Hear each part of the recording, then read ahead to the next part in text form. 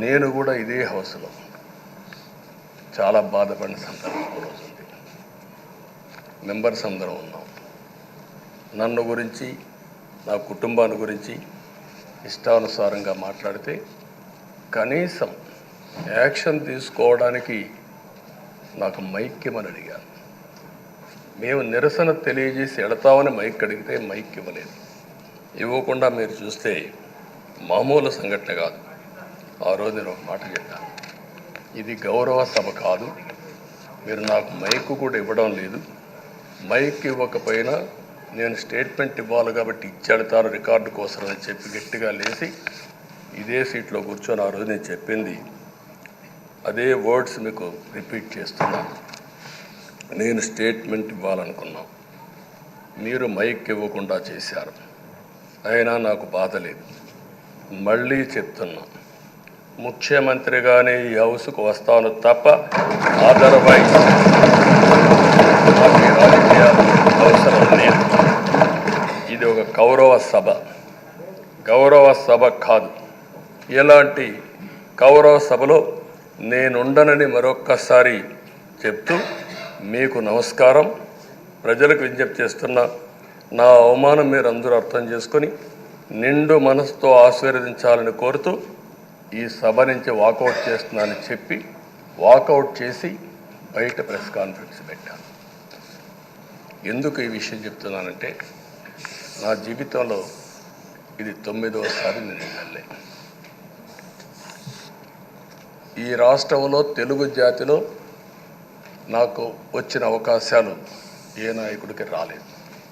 14 సంవత్సరాలు ముఖ్యమంత్రిగా పనిచేశాను. ఇప్పుడు మళ్ళీ ముఖ్యమంత్రి అయ్యాను. 15 సంవత్సరాల పొజిషన్ పార్టీ లీడర్గా పనిచేశాను. కానీ తిరుపతిలో నా పైన దాడి జరిగింది. 24 క్లేమోర్ మైన్స్ నా మీద బ్లాస్ట్ చేశారు. ఆ రోజు కూడా నా కళ్ళలో నీళ్ళు రాలేదు.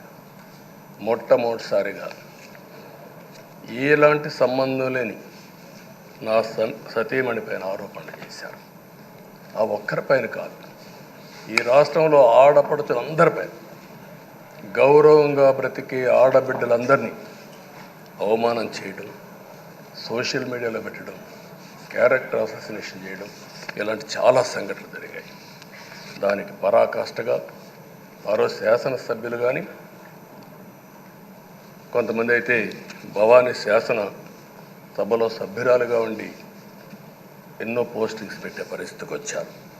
అలాంటి సంఘటనలు చూసిన తర్వాత ఫస్ట్ టైం నా జీవితంలో ఆడబిడ్డల కోసరం ఇలాంటి హననాన్ని చేశారని బాధపడుతూ కంటతడి పెట్టాను. ఆ రోజే అనుకున్నా, ఇలాంటి పార్టీ ఈ రాష్ట్రానికి అరిష్టం, ఇలాంటి వ్యక్తిత్వం ఉండకూడదు. మళ్ళీ ఈ రాష్ట్రాన్ని గౌరవ సభ చేసి హోందాగా నడిపించే వరకు నేను పనిచేస్తానని చెప్పి ఒక శపథం చేశాను. ఆ శపథం ప్రకారమే ప్రజలు గెలిపించారు, వచ్చాను. ఈరోజు 2 సంవత్సరాల తర్వాత, ఆ రోజు నేను వెళ్ళింది 2021 నవంబర్ 19వ తారీఖున వెళ్ళాను. నిన్న మీ అందరి ఆశీస్సులతో, ప్రజలందరి యొక్క ఆమోదంతో ఈ సభలోకి ఎంటర్ అయ్యాం. నాకు జరిగిన అవమానం కానీ, ఆడబిడ్డలకు జరిగిన అవమానం కానీ భవిష్యత్తులో ఎవరికీ జరగకుండా కాపాడే బాధ్యత ఈ అసెంబ్లీ తీసుకోవాలని అందరినీ కోరుకుంటున్నాను. నా గౌరవాన్ని కాపాడిన ప్రజానీకానికి మరొకసారి మనస్ఫూర్తిగా ధన్యవాదాలు, అభినందనలు. నా జీవితాంతం రుణపడి ఉంటా. మళ్ళీ నాకు జన్మనంటే తెలుగువాడుగా పుట్టాలని, తెలుగు గడ్డ రుణం తీసుకోవాలని నా ఆకాంక్ష. తప్పకుండా ఇచ్చేస్తాను. మొన్న మీరు ఒక్కసారి చూస్తే ఎన్నికల్లో ఇక్కడుండే శాసనసభ్యులందరికీ అనుభవం ఉంటుంది. ఎక్కడో అమెరికాలో ఉండే వ్యక్తులు 5 లక్షలు 10 లక్షల రూపాయలు ఖర్చు పెట్టుకుని ఓటొచ్చి ఓటేయడం, నెల 2 నెలలు పనిచేసే పరిస్థితికి వచ్చారు. వేరే రాష్ట్రాల్లో ఉండే ప్రతి ఒక్కరూ ఇది నా బాధ్యత అనే ఉద్దేశంతో అందరూ వచ్చి ఓట్లేసే పరిస్థితికి వచ్చారు. కొన్ని సంఘటనలు చూస్తే ఆశ్చర్యం వేస్తుంది. హైదరాబాద్ నుంచి ఎన్నికల ముందు రోజున 55 ట్రైన్లు వేశారు. 55 ట్రైన్లో ఫుట్పాత్ల పైన నిలబడుకొని వచ్చారు.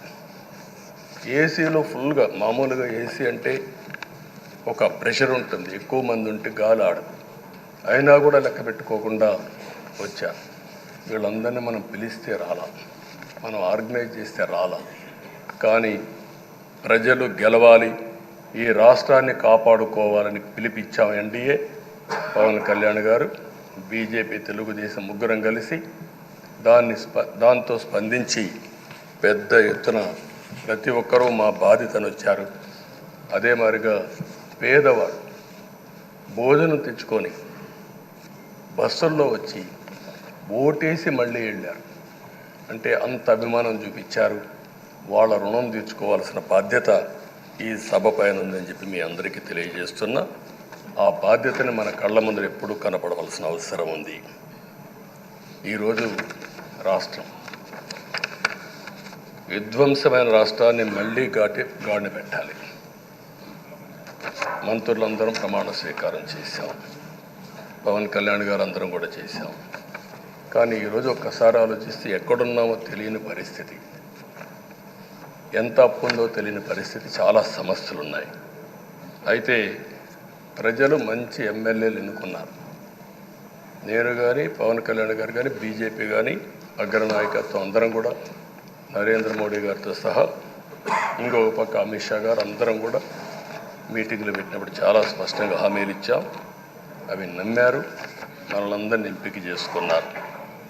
మీరందరూ కలిసి ఒక మంచి వ్యక్తిని, రాజకీయాల్లో గౌరవాన్ని కాపాడే వ్యక్తిని, పార్టీని నమ్ముకున్న వ్యక్తిని మీరు ఎన్నుకున్నారు. ఈరోజు మనందరం కూడా గుర్తుపెట్టుకోవాల్సింది, ఇక్కడికి వచ్చినప్పుడు అవతల పార్టీ వాళ్ళు కూడా మనం ఎగతాళి చేయాల్సిన అవసరం లేదు. ప్రజలు పనిష్మెంట్ ఇచ్చారు. ఇదే హౌస్లో నేను చూశాను, 23 సీట్లు మాకు వచ్చాయి. నేను బాధపడ్డాము. కానీ ప్రజాస్వామ్యాన్ని గౌరవించాలనే ఉద్దేశంతో ప్రజాస్వామ్యుతంగా పనిచేశాం.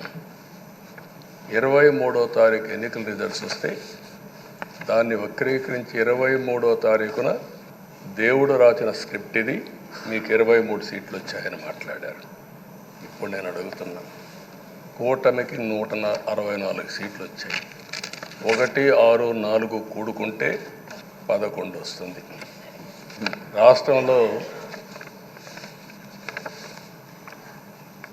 దగ్గర 1631 రోజులు అమరావతి రైతాంగం ఆడబిడ్డలు ఉద్యమం చేశారు.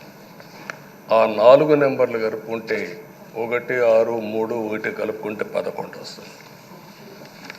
అంటే ఇది కూడా భగవంతుడి స్క్రిప్ట్ అయినా కూడా నేను మాట్లాడడం లేదు, నేను కామెంట్ చేయడం లేదు. ఈరోజు ఉంటే వాళ్ళకు కూడా అర్థమయ్యేది. వాళ్ళు ఉండకుండా పోవడం అనేది వాళ్ళ పిరికితనం తప్ప ఇంకోటి కాదని చెప్పి కూడా నేను మీకు తెలియజేస్తున్నా. అయితే నేను ఇక్కడుండే సభ్యులను కూడా మిమ్మల్ని కోరుతున్నా, మనం ప్రజా సమస్యలపైన దృష్టి పెట్టాలి తప్ప వీళ్ళ మీద కాదని చెప్పి కూడా నేను మీకు తెలియజేసుకుంటున్నాను.